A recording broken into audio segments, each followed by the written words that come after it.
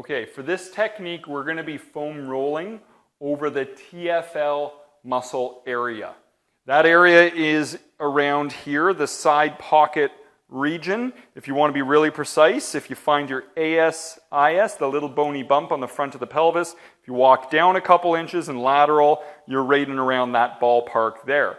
So you're going to be laying there and you're just going to be rolling over the foam roll to target that side pocket region, just like that. So if I'm laying on the ground like this, I can just prop myself up on my bottom forearm and top hand, top foot down in front, bottom leg straight, and just roll back and forth, focusing most on where it feels most tender.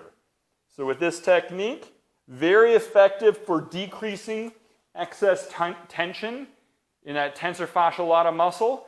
When it's excessively tight, it may take your pelvis out of alignment, and that may alter your form in movement, and it may alter your function, and that could lead to aches, pains, injuries, and decreased performance. Softening it up can make a big difference.